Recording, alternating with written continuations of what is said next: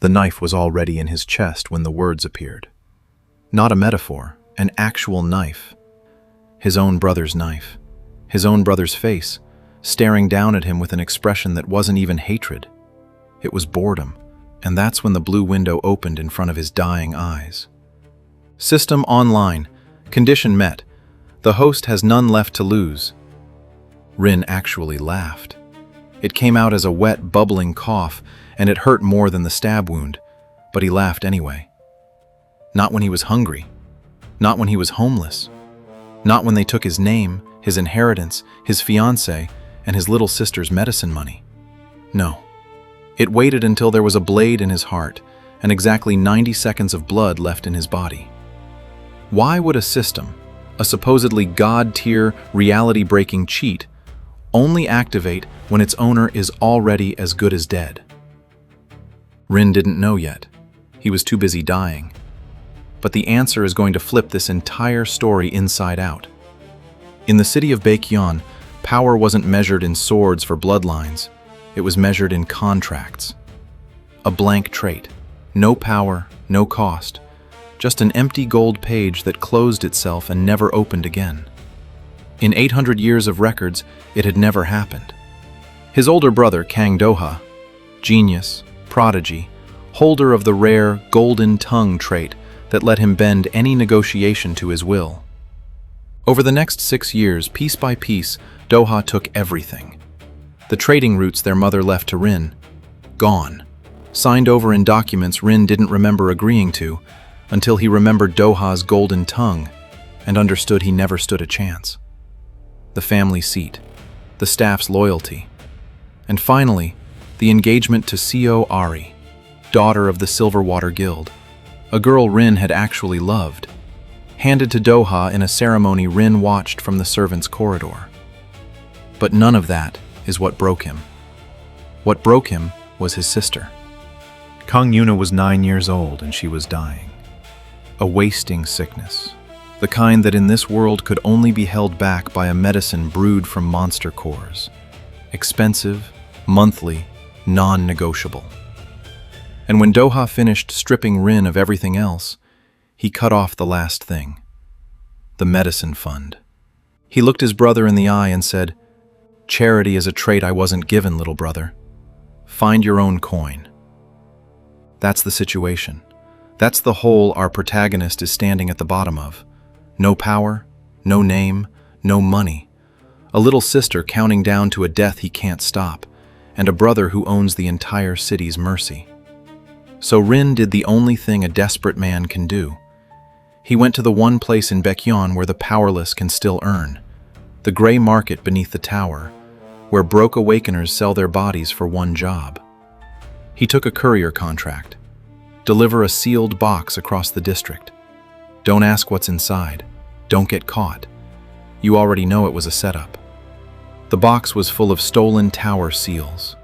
The city guard was waiting, and standing behind the guard, arms folded, wearing that bored little smile, was Kang Do-ha, who had arranged the whole thing because a dead, disgraced brother is tidier than a living one. Rin ran.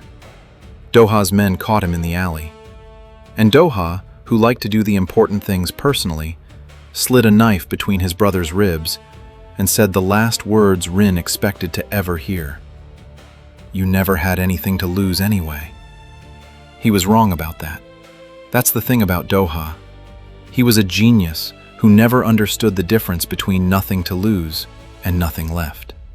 Because in that alley, with his heart pierced and his family gone and his sister 3 weeks from death and not one single thing left in the entire world to protect him, Kang Rin finally met the tower's condition. System online. Now, here's where I need to slow all the way down, because this is the machine the entire story runs on, and if you understand it now, every payoff later is going to hit 10 times harder. The window in front of Rin's dying eyes said this: active condition. Host must possess nothing of variation. 0 wealth, 0 status, 0 access. While condition is met, host may claim any one thing he truly lacks. The tower will provide. Read that again. This is not a strength buff. This is not a fireball. The pauper's crown is a wish that only works when you own nothing. And the price of using it is that the instant you gain something valuable, the power shuts off. Rin, bleeding out, brain half gone from blood loss, understood exactly one word: provide. And what did he lack in that moment more than anything else in the world? He was dying. So he thought, with the last clear thought he had, I lack the strength to survive this. Claim accepted. Providing. The knife pushed itself out of his chest, the wound sealed, and a warmth flooded him that was not gentle. It was violent, like a furnace lit inside a corpse. He stood up in the alley Doha had left him to die in, and the blood on the bricks was already flaking to dust. But here's the catch, and it's the catch that makes this ability genius instead of broken. The moment the crown provided him strength, the moment he had something, that surviving body, that new power humming in his veins, the window flickered. Condition broken. Host now possesses a life worth taking. The pauper's crown is dormant. One wish. That's all he got. And now the power was gone, because now he had something to lose again. Rin stood in the dark, alive, healed, and completely ordinary. No system, no cheat. Just a man who'd been given exactly one impossible favor and had spent it on his own heartbeat. And somewhere across the city, his brother was already toasting to his death. So what does a man do with a power that punishes him for having anything? Most people would hoard the little they'd been given, protect it, build on it. Rin, and this is the moment his whole personality snaps into focus, Rin started to smile, because he just realized something that would take his enemies far too long to understand. He was very, very good at having nothing. Let me introduce you to the version of Kang Rin that walks out of that alley, because he is not the same beaten dog who walked in. The old Rin apologized for existing. This new one? He'd just watched his own murder from the inside and walked it back through sheer spite. There's a specific kind of freedom that only exists on the far side of dying. When the worst thing has already happened, and you're still standing, every threat afterward sounds like a joke. Rin had that freedom now. He needed money for Yuna's medicine. He had a power that only worked when he was penniless. On paper, that's a curse. In Rin's hands, it was about to become the most dangerous economic weapon the city had ever seen. But first, he had to test the limits. And testing the limits meant going somewhere he could lose everything on purpose. The Sunken Ring. Baekhyun's underground fighting pit, where awakeners bet their contracts on single fights. Not money, contracts.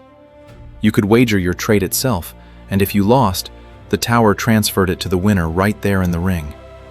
It was the only place in the city where a powerless man and a powerful one stood, briefly, on the same broken floor. Rin walked in with nothing to bet, and the ring's rule was simple. If you have no contract to wager, you fight for the house's amusement. And if you win 3, you walk out with a purse. If you lose 1, you're the house's property until your debt is paid in blood. 3 fights. He had nothing, which meant the second he stepped onto that sand with 0 assets to his name, the crown woke up. Condition met. The pauper's crown is active. In the ring where power is everything, a man with nothing had just become the most dangerous fighter alive. His first opponent was a mountain of a man with a trait called Ironhide, skin like plate armor. The crowd had already stopped watching because they knew how this ended. Rin stood there, unarmed, and thought about what he lacked. He lacked a weapon. He lacked skill. But more than either, he'd never trained a day in his life. He lacked knowledge of how to fight. I lack a swordsman's instinct, he told the crown. And for one fight, one single fight, before the winnings would break his condition, Kang Rin moved like a man who'd trained for 40 years. He didn't overpower Ironhide. He read him, slid past the plated skin, found the soft hinge behind the knee, the pressure point under the jaw that even armor couldn't cover, and put the mountain on the sand in 11 seconds. The crowd went silent.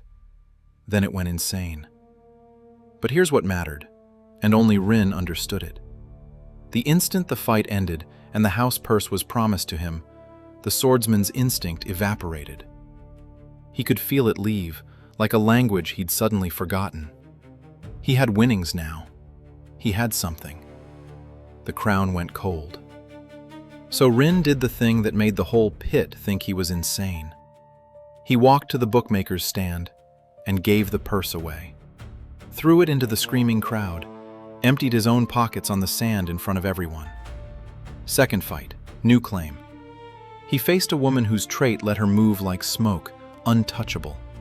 So Rin claimed the one thing he lacked against her. I lack the eyes to see what's coming. The crown gave him foresight, half a second of the future, and half a second was all he needed. Down she went. And again, winnings promised. Rin gave it all away before the fight was even certified, keeping himself empty. Do you see the loop now? Do you see what he'd built? Everyone in that world got one power with one price. Rin had turned himself into a man with every power and only one rule: stay poor. As long as he owned nothing, he could claim anything he lacked. And he lacked, at any given moment, almost everything. The cost wasn't aging or blindness or blood. The cost was that he could never, ever keep what he won. For a man who needed to save his sister, that was a nightmare. For a man who needed to win, it was the closest thing this world had ever seen to a god. Third fight. And that's when the loop broke. Because the house realized it was being robbed, and the house cheated. They didn't send a fighter. They sent a contract. A man walked onto the sand carrying a trait called the Collector, a trait that let its owner seize the possessions of anyone he defeated. Money, land, titles. And here's the trap they'd laid. The moment the Collector so much as scratched Rin, the trait would try to seize something from him. If Rin had nothing, there'd be nothing to take. But the crown itself counted as a possession the instant he tried to use it. The second Rin made a claim, he'd have something. And the Collector, standing right there, would reach out and take the pauper's crown itself. They'd figured out his one weakness. To use his power, he had to briefly own it. And a man who owns something can be robbed.